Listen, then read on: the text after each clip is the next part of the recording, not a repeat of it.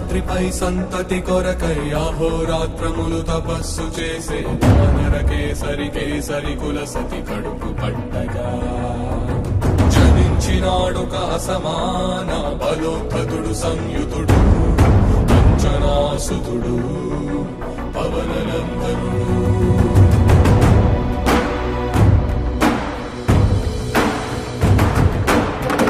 కిరణముల ఉదయాత్ముని గని అది పండిన తీరని పంటను పడు సూర్య మండలము పట్టి తినాలని ఊళ్ళూరే తన దేహం నాటున రవి మరుగై జనము చీకటై పోరా.